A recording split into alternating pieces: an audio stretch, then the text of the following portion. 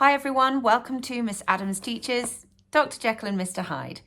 In this video, we're going to be taking a look at the character of Dr. Lanyon. He's actually got quite a small role in the novella, but he is very, very important to some big major themes. So let's get started. Okay, so the first time we meet Dr. Lanyon is in chapter 2, The Search for Mr. Hyde, where Mr. Utterson goes to see him to establish whether or not he knows Mr. Hyde. And this is important because it starts to shed light on some of Jekyll's scientific practices. So it works as some quite interesting foreshadowing, creating quite a good narrative hook.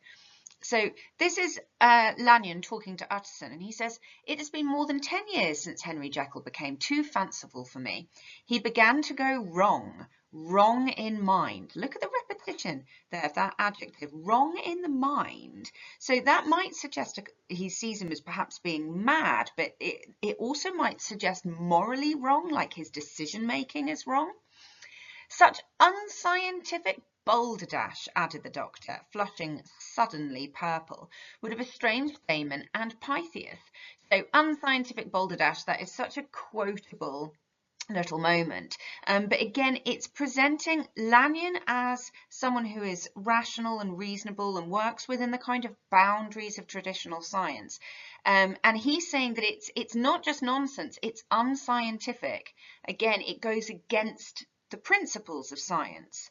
And you can see actually how much he sort of believes this, or how much Jekyll's practices have upset him, because he flushes suddenly purple, the adjective purple suggesting he's got angry, and then we've got the adverb suddenly as well. This is a little allusion to Greek mythology here, Damon and Pythias being the best of friends, and so he's basically saying that the madness of his scientific practices would have broken up even the very best of friends. So this is a great narrative hook, because immediately from word go we start to think to ourselves, oh well, hang on a minute, what are those scientific practices? And then interestingly, we get a similar kind of idea, but coming from Jekyll himself. So this is from chapter 3, Dr. Jekyll was quite at ease. And this is when he's trying to distract Utterson from talking about the will, and so he brings up Lanyon. He says, "Unless it were that hide-bound pedant." This is a great metaphor. Hide-bound means bound by books.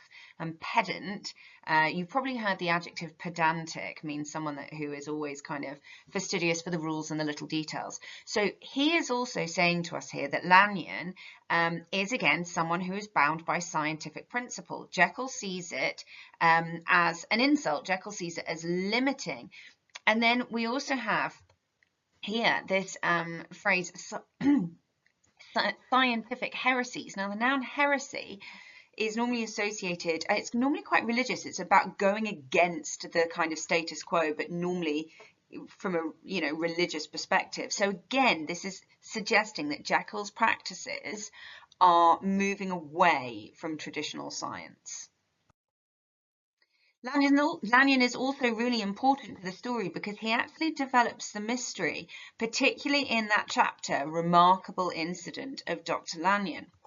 Now, before we look at that scene, it's really important that you understand how he was presented early on. In chapter 2, he was described as a hearty, healthy, dapper, red-faced gentleman. So you've got this asynthetic listing of adjectives here, all of which describe him as being in the sort of prime of life, certainly very, very healthy.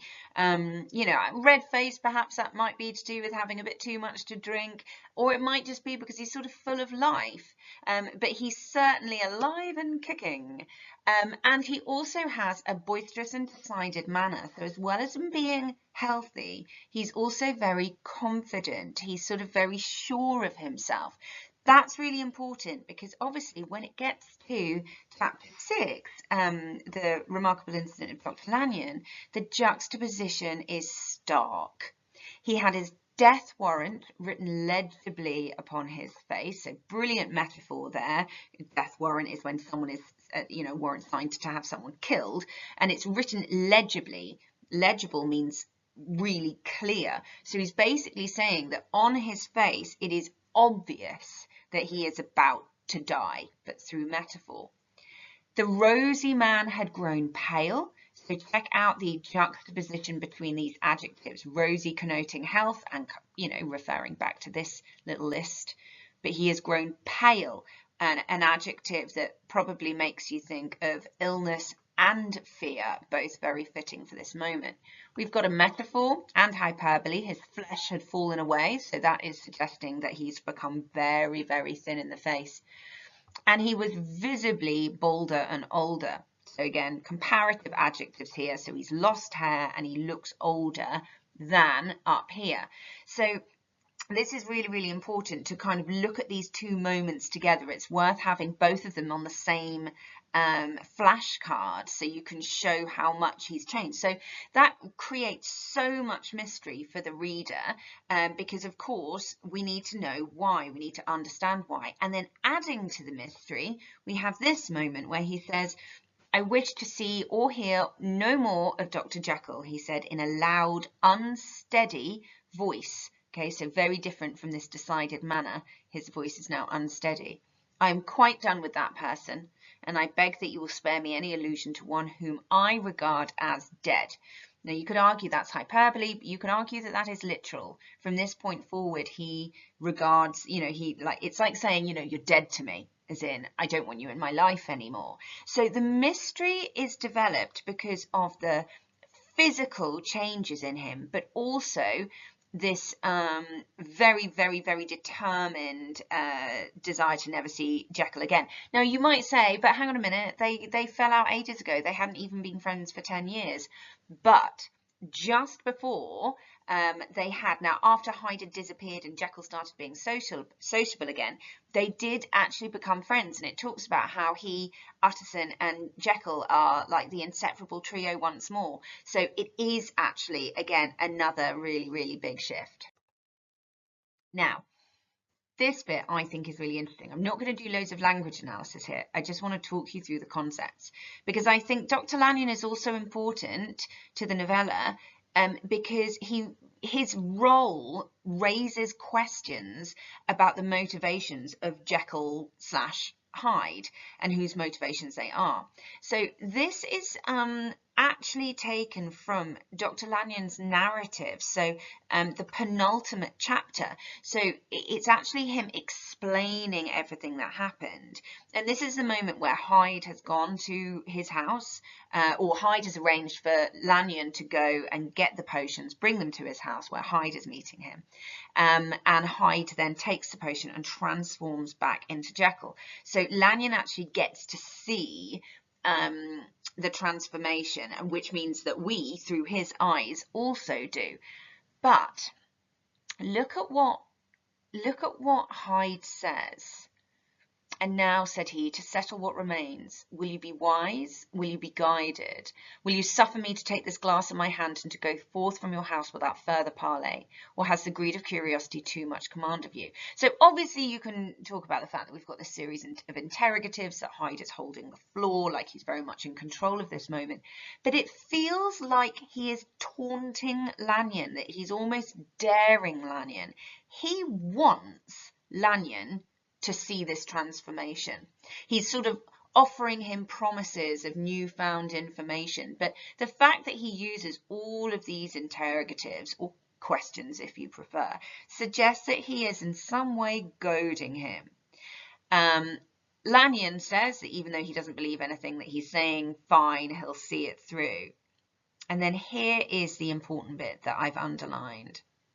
"Lanyon, you remember your vows. What follows is under the seal of our profession." So that is why Lanyon can't say anything. "And now, you who have been so long bound to the most narrow and material views, you who have denied the virtue of transcendental medicine, you who have derided your superiors, behold." So what he is saying there is, you've got to watch this because you, up until this moment, have been so limited by your view of science. That's what he means in this metaphor. You've been bound to narrow and material views. So he's scorning him for not wanting to step outside the kind of bounds of physics that he is aware of. But this bit here, you who have derided your superiors. So he's saying, like, you've mocked me, Jekyll, for delving in, for experimenting. And then we have this dramatic pause and then the exclamative behold, which means look. Really what's going on here is he's proving a point. This is all about saying you're wrong. But think this through. Who is it that Lanyon fell out with? It's Jekyll. Okay, now Hyde, when Jekyll transforms into Hyde, it's all about, you know, running around and being violent and boozing and probably prostituting and all of that kind of moral sin. But this is about arrogance and about proving that someone is right or wrong. So you can really feel Jekyll's motivations coming through Hyde's actions here, perhaps more so than ever. This is about getting one up on Lanyon. And the reason that is fairly horrific is because, of course, it leads to his death. He's risking his life in order to prove a point. And then my last point I just want to talk to you about is kind of similar, but it's why Lanyon is important, because he is sort of demonstrating to us the dangers of pushing the boundaries of science, or if you read it from a different perspective, the dangers of playing God. Okay, because remember, you know, we're in the 19th century where, you know, there are more kind of, scientific discoveries about evolution, etc. So there's more of a kind of challenge to sort of religion, I suppose, although not hugely, but it is there. Let's have a look at this. So this first quote is taken from the Remarkable Incident, so the earlier chapter. Lanyon had a look in the eye and a quality of manner that seemed to testify to some deep-seated terror of the mind. So having witnessed the transformation, just in case you're not clear, so that bit that we just read, Dr. Lanyon's narrative is explaining what happened in the Remarkable Incident of Dr. Lanyon, or explaining what happened just before, okay, just to make that clear. So this metaphor here, the deep-seated terror of the mind, it's suggesting that watching that transformation from Hyde into Jekyll has affected him to his core. It's not just the physical deterioration, it's what's happened in here. And note this adjective, deep-seated. It's like it's not going to go away. And this is perhaps more interesting. He says, I sometimes think if we knew all, we should be more glad to get away. This is when he's talking about the fact that he feels he's only got a couple of weeks left of his life. Now, being more glad to get away is a euphemism. It's a euphemism for death. He's saying, if we knew all, so if we pushed those boundaries, if we understood everything about the universe, if we understood everything about good and evil, we would be more likely to want to die. I mean, that is really demonstrating the danger of pushing the boundaries of science. And it's because what he has seen has shaken him to his very, very core. So in some ways, he's saying that there are things that we don't need to know. There are things that we don't need to understand. And then this last bit is taken again from his narrative at the end of the story, the penultimate chapter.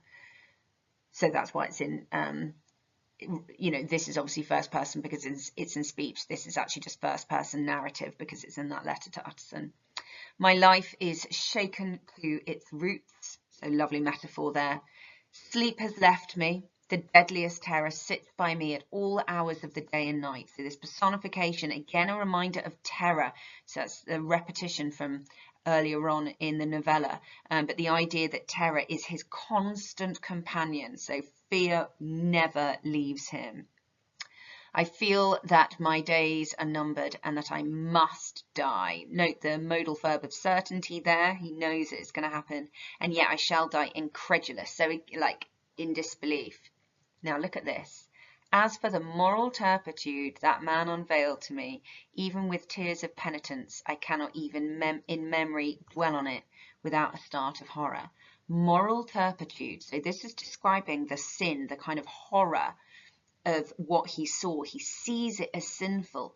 But look at the way that he almost places that on himself. He's saying he has been weeping tears of penitence, and yet he cannot think about it without being frightened. So in some ways, watching that transformation from Hyde to Jekyll, he feels that the sin of it has almost corrupted himself. Now that's very interesting, especially when you consider how Hyde manages to corrupt the goodness of those around him as well.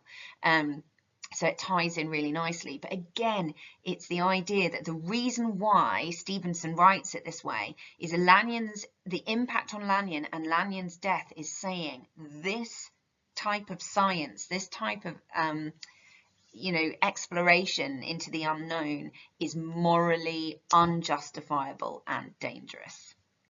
And that's it from me, a few ideas of why Lanyon is important in Dr. Jekyll and Mr. Hyde. I hope that was helpful. Give me a shout if you've got any questions or if you want to discuss anything further, and I'll get back to you in the comments. Thank you very much if you've subscribed to my channel already. If you haven't, do click that button, because then you'll get notifications of when all the other videos are ready for you. Thank you again. Happy revising.